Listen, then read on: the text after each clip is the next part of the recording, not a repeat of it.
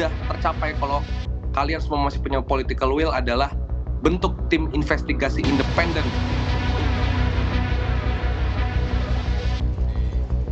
Maka yang pertama akan diselesaikan dalam waktu yang cepat adalah KUHP. Dan setelah itu baru kita akan masuk dalam undang-undang perampasan aset. Karena dari 17 plus 8 permintaan itu beberapa bahkan malah mundur gitu ya. Yang kekerasan itu setelah tuntutan dikeluarkan bahkan masih terjadi di beberapa hari setelahnya gitu ya. Jadi malah mundur gitu.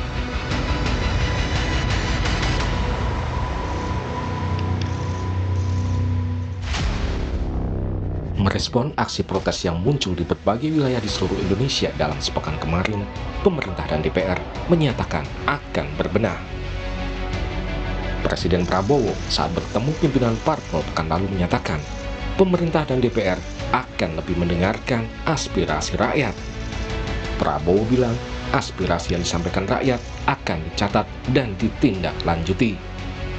Dan juga para pimpinan DPR telah berbicara dan para ketua umum partai juga sudah menyampaikan melalui ketua fraksi masing-masing bahwa para anggota DPR harus selalu peka dan selalu berpihak kepada kepentingan rakyat. Kepada seluruh masyarakat, silakan sampaikan aspirasi yang murni dan tuntutan dengan baik dan dengan damai. Kami pastikan akan didengar, akan dicatat, dan akan kita tindak lanjuti. Namun janji-janji untuk menindaklanjuti tuntutan rakyat tersebut tentunya belum cukup. Sejumlah elemen masyarakat melalui media sosial merumuskan sejumlah tuntutan rakyat yang dinamakan 17+8 tuntutan rakyat.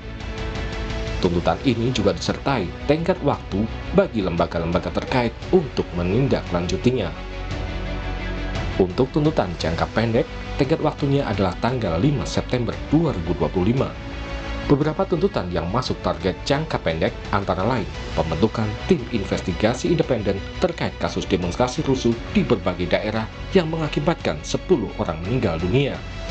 Tuntutan lain adalah penghentian kekerasan oleh polisi dan pembebasan pendemo yang ditangkap, evaluasi anggota DPR bermasalah, dan evaluasi tunjangan maupun fasilitas anggota DPR. Tuntutan-tuntutan tersebut banyak disuarakan mahasiswa dan pegiat media sosial.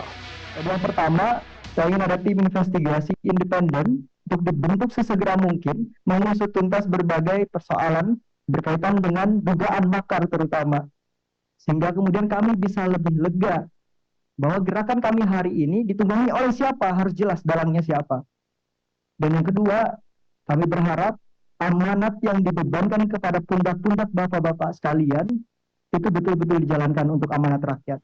Iya, betul Mas. Ini tuntutan 17+8 lah yang tadi dibawa teman-teman Mas di audiensi juga, kemudian seluruh fraksi katanya lagi membahas ini juga. Di dalamnya nih ya, saya usul buat wakil rakyat kalau memang masih ada wakil rakyat. Salah satu tuntutan yang paling mudah tercapai kalau kalian semua masih punya political will adalah bentuk tim investigasi independen untuk mengawal seluruh korban kekerasan aparat selama sepekan demonstrasi terakhir. DPR ini sebagai wakil sipil, wakil rakyat, yang bisa dong mendorong agar penuntasan keadilan untuk korban ini terwujud. Agar aparat tidak lagi menggunakan senjatanya. Kalau perlu, pimpinan tertingginya, Kapolri, ya harus dicopot sepaket dengan reformasi Polri di dalamnya. Militer juga jangan diikut sertakan di dalam krisis demokrasi dan sipil ini. Merespon tuntutan masyarakat, DPR akan berkoordinasi dengan pemerintah untuk membentuk tim investigasi independen. Sementara soal fasilitas dan tunjangan anggota, DPR menyebut tunjangan rumah telah dihentikan. apa yang dituntut oleh kawan-kawan semua terkait pembentukan tim investigasi akan indikasi adanya makar yang independen, tentu DPR akan menyampaikan kepada pemerintah, akan mengomunikasikan kepada pemerintah agar ini bisa dilakukan secepatnya yang independen, agar apa yang kejadian beberapa hari yang lalu tidak terulangi ke depan. Makanya penting untuk tuntutan soal tim investigasi ini. Melakukan evaluasi menyeluruh terhadap tunjangan anggota dewan dan khusus untuk tunjangan perumahan dihentikan terhitung sejak tanggal 31 Agustus 2025.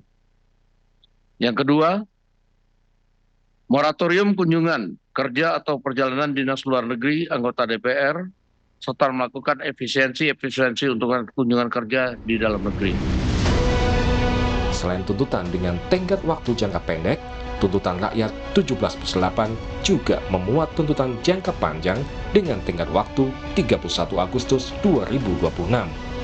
Di antaranya adalah reformasi DPR, pengesahan undang-undang perampasan aset dan sistem perpajakan yang lebih adil, serta penegakan supremasi sipil yang diwujudkan dengan TNI kembali ke barak.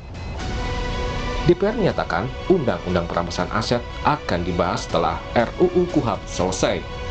Pimpinan DPR juga menjanjikan evaluasi dan reformasi lembaga DPR yang dipimpin oleh Puan Maharani. Kalau ini selesai, ini KUHP, karena ini saling terkait nanti supaya tumpang tindih, maka yang pertama akan diselesaikan dalam waktu yang cepat adalah KUHP. Dan setelah itu baru kita akan masuk dalam undang-undang perampasan aset. Karena ini terkait, 4 undang-undang ini terkait. Perampasan aset, KUHP, TPPU, dan Tipikor. Supaya tidak saling tumpang tindih satu undang-undang dengan undang-undang yang lainnya. Reformasi DPR akan dipimpin langsung oleh Ketua DPR Ibu Puan Maharani untuk menjadi DPR yang lebih baik dan transparan. Salah satu inisiator tuntutan rakyat 17+8 menilai pemerintah dan DPR masih lambat merespon tuntutan 17+8. Bahkan ada tuntutan yang justru mengalami kemunduran progresnya. Kita sekarang sudah sampai di hari ini, berarti sejauh ini tidak dimulai prosesnya gitu ya, bahwa diresponnya juga cukup terlambat.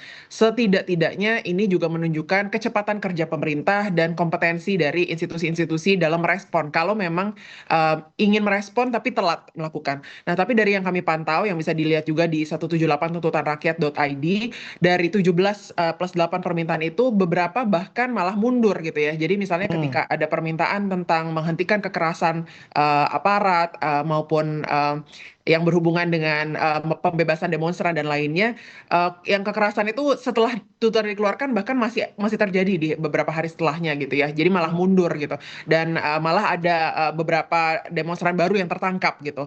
Jadi kami lihat ini kalau kita memberikan tugas kepada seorang karyawan, diberikan deadline, biasanya kan kita bisa melihat progresnya ya setidaknya. Kemudian deadline itu ya mungkin bisa kita update secara berkala. Tapi kalau misalnya memang arahnya sudah tidak ke sana, arahnya malah mundur, itu sudah merupakan bukti jelas atau jawaban dari pemerintah sebenarnya kan, bahwa mereka tidak menafikan atau tidak merespon kepada tuntutan rakyat. Publik kini menanti keseriusan pemerintah, aparat keamanan, DPR, serta lembaga-lembaga lainnya untuk berbenah atau melakukan reformasi demi Indonesia yang lebih baik. Tim Liputan, Kompas TV.